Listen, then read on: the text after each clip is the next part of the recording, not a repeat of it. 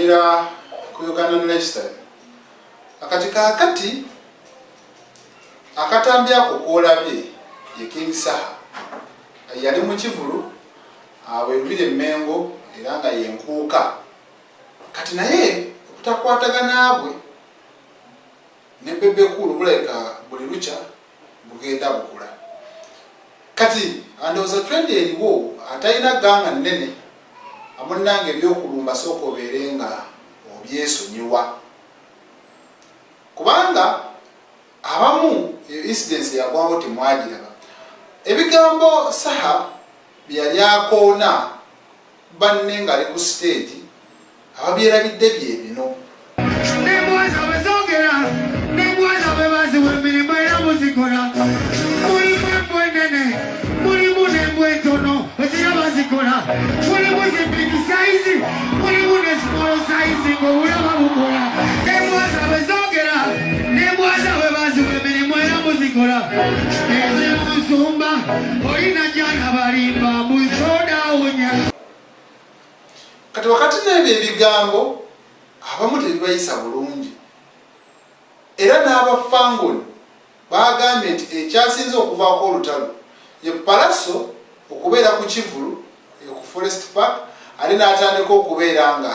akoona mukama waabwe ng'ayita mu nnyimba bino byabanene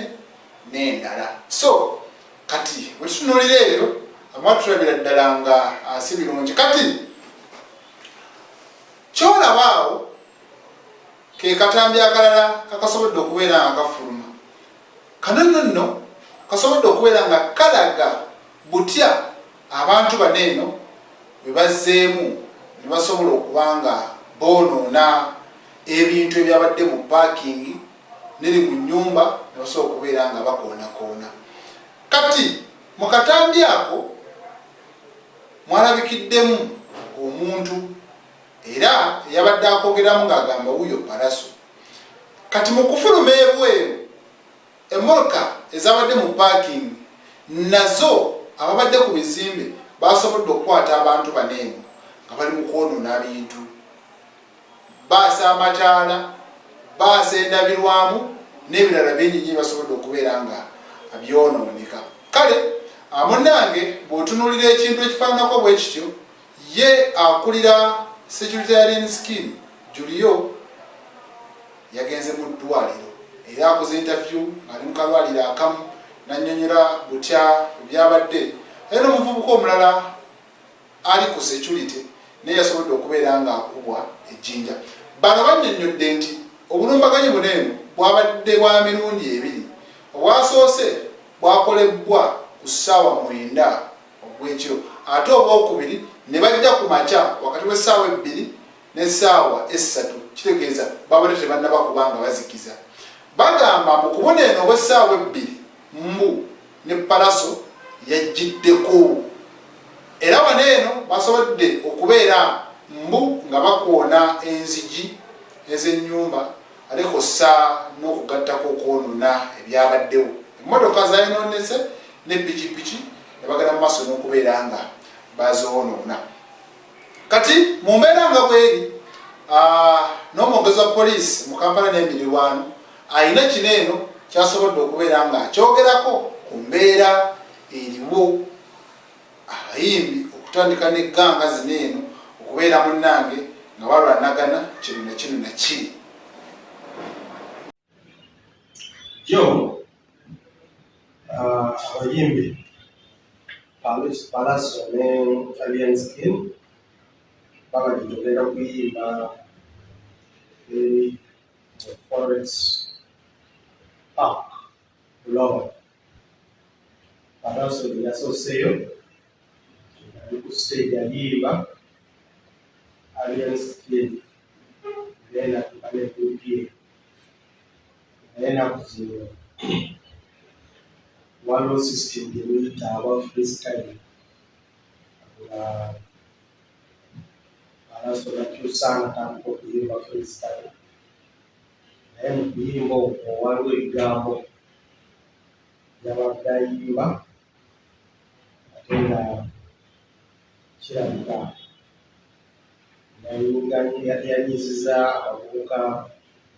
ba Kaliyo Skin bo ne bamulumba mu stage Palaso yagenda mu maaso n'okuyimba yalekera awo kola ki akale abwe bityo wakati wa Farmland Forest n'abaana b'e Gaza eri wa Fiki Gaza olutalo lwasooka ne lusituka era nga Fiki Gaza yewerera bano abantu baatuuka n'okugwiŋŋanako ku street ne balwanagana kati embeera nga bweri Alien Skin n'abeera ng'atambula n'ekibinja ky'abantu but n'abo abamwewerera okulwanagana naye nabo si batono bangi kati anze ndowooza poliisi kyekiseera naye esobole okubeera ng'eyingira mu zino ensonga kubanga bw'otunuulira kati ebiriwo abantu balabanga munnange Palaso atannaba kuyiga incident eno kubanga yasooka gwasookera ddala n'akuba Alien Skin era ebyavaamu mwabiraba ate ne Alien Skin mu mbeera omwebwe endala akyalina emisango mu kooti emisango gino eno kuliko egy'okukuba omusawo kussa n'abakuumi awo ku ddwaliro lya St Francis kigambibwa okuba nti ono yakulemberamu banne ne bagenda awo ku ddwaliro nga bagenze okubanja omuntu waabwe jolamu so ebyo birabera bikyaliwo ebityo naye nga tusaba bannange abayimbi musobole okubeera nga mwekkakkanya kubanga mu mbeera nga bweri kati ono abayimbi abakyala abatalina ggaali z'abantu be batambula nabo n'otunuulira abayimbi nga omuntu gwayinza otambula naye ye manager kussa n'amukolako make-up bo tebalina ggaali kitegeeza bwemwesanga mu kifo kyekimu bo baneerwanako batya kubanga munnange muyinza olutalo olutandikira mu backstage mulwanagana kwakkananga nabo balugendeddemu kitegeeza n'omuntu alaawo omuntu kolabo nabo kugenda kubeera musango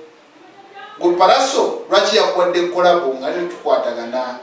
Alien Skin lwaki yayimbye naawe jjukira olutalo neeno neemabega nga Palaso amaze okubeera nga akuba Alien Skin oluvannyuma waliwo ekifulu ekyakitegekeddwa awo ku Royal Regency Alien Skin yagamba Palaso waba wakuyimba nze temumbala era sijja kugenda kati mu mbeera bwetyo era kituufu Palaso teyagenda Alien Skin n'agenda kubanga ye yaliko ekiseera ekyo kati waliwo era embeera endala esobodde okubeera ng'etuuka awo ku Neverland era esitiro emakindi mu maka ga Wizo asobodde okubeera nga apositinga munnange obubaka bw'ataddeyo n'agamba nti ye keyateeka ali mu ggwanga lya Amerika tamanyi lwaki ate bamukolako obulumbaganyi kubanga ebyabwe tabimanyi ye yabalekedde Mayanja omuto abategeeza Pius so kale ebyo bityo ebiri anze Segambo Leadership